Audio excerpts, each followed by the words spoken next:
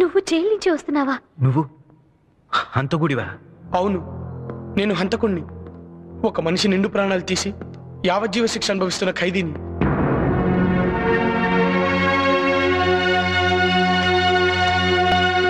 నేను హంతకుణ్ణే, కానీ కషాయవాణ్ణి దుర్మార్గుణ్ణి కాదు. నాకు మనసుంది. ఆ మనసులో ప్రేమలు అభిమానాలు కూడా ఉన్నాయి. అప్పుడు మేము హైదరాబాద్లో ఉండేవాళ్ళం. మా అమ్మ చెల్లి అంటే నాకెంతో ఇష్టం. మా చెల్లెల్ని ఆట పట్టిస్తూ ఏడిపిస్తూ సరదాగా ఉండేవాడిని. మా చిలిపి తగాదాలు చూసి మాంచిపోతూ ఉండేది.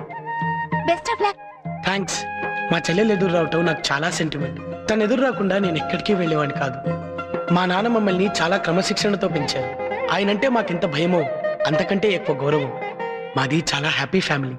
చిలిపితనం మంచితనం కలిసిన ఫ్రెండ్స్తో గడిపిన నా కాలేజీ రోజుల్ని కూడా నేను ఎప్పటికీ మర్చిపోలేను. ఇంతకాలం కలిసి ఉన్న మనం ఈ రోజు విడిపోతున్నామంటే బాధగా ఉంది. చదువుకోవటం కోసం అమ్మఒడి నుంచి విడిపోతున్నాం అనే బాధ, ఆ చదువు పూర్తయిన తర్వాత అమ్మఒడి లాంటి కాలేజీని విడిచి వెళ్ళిపోతున్నాం అనే బాధ తప్పవురా. అయినా మనం ఎక్కడున్నా రోజు ఫోన్లో కలుసుకుంటూనే ఉంటాం కదా. అవునరా, రేపటి నుంచి మనం రెగ్యులర్ గా ఫోన్లో టచ్ లో ఉండాలి. రేపటి సంగతి సరే. ఈరోజు ఫేర్వెల్ డే పార్టీ ఉంది కదా, అందరూ రండి. నాన్న, మా రిజల్ట్స్ వచ్చాయి. అబ్బాయికి ఫస్ట్ క్లాస్ వచ్చిందండి. తెలుసు, వచ్చింది స్టేట్ ఫస్ట్ కాదుగా, ఫస్ట్ క్లాస్ మాత్రమే. 190 మందికి వస్తుంది ఫస్ట్ క్లాస్.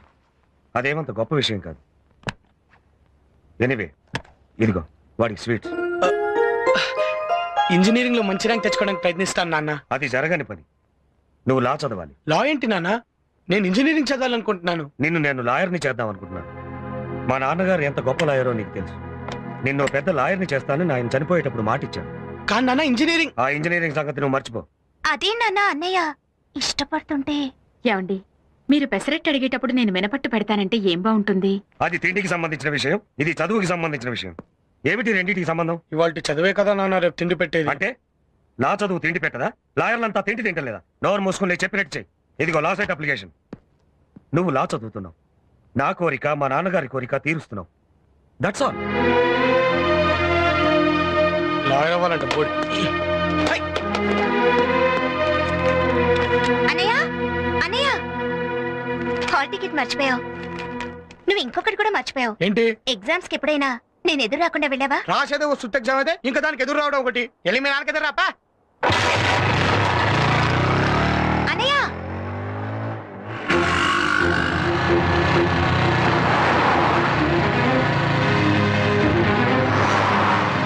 నేను ఇంజనీరింగ్ చదవాలనుకుంటున్నాను. నిన్ను నేను లాయర్ని చేద్దామని.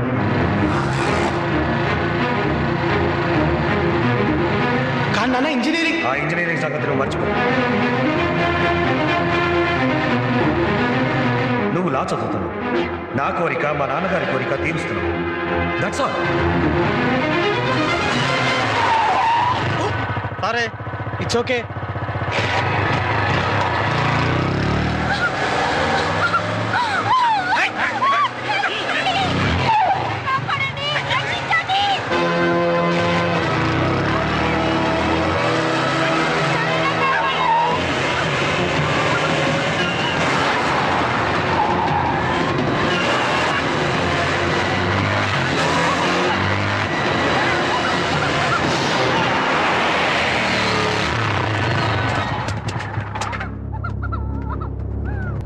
వీడెవడ్రా? మనలాగే వచ్చింటాడన్నా. ఓ ముందు మేము, ఆ తర్వాత నువ్వు. ఓ గంట పడుతుంది. ఓకే రావే.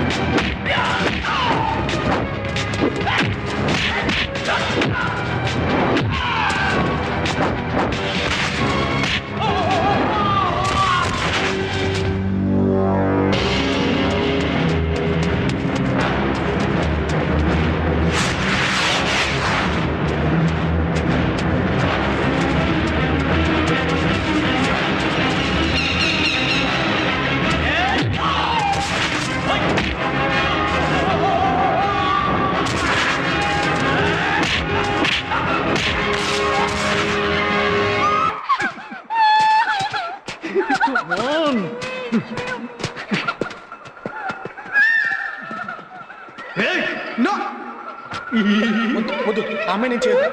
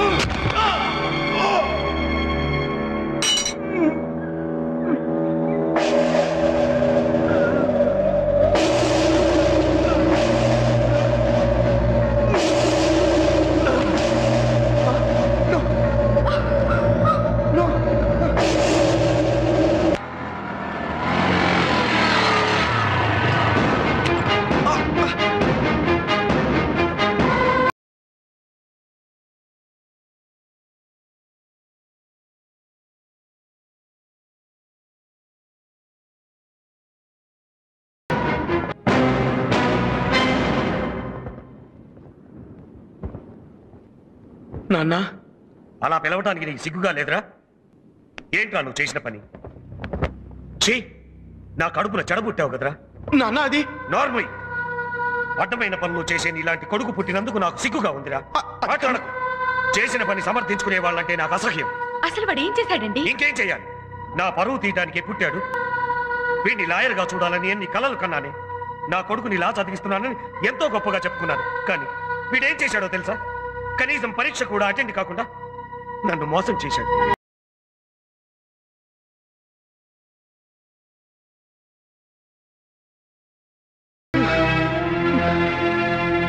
ఎంట్రన్స్ రాసినట్టు నటించి దాంట్లో ఫెయిల్ అయ్యానని చెప్పి నా చదవకుండా తప్పించుకోవాలనే ప్లాన్ వేశాడు. చిచి, కన్న తండ్రిని చీట్ చేయాలనుకునే నీలాంటి కొడుకు ఉన్నా ఒకటే, చచ్చినా ఒకటే. వాడేం చదవాలనుకుంటున్నాడో వాడిస్తూ, కానీ నాతో మాత్రం మాట్లాడడానికి వీల్లేదని చెప్పి. నేను ఎగ్జామ్ రాయలేదంటేనే నానింత సీరియస్ అయిపోయారు. చేసిన హత్య గురించి తెలిస్తే చెప్పకూడదు.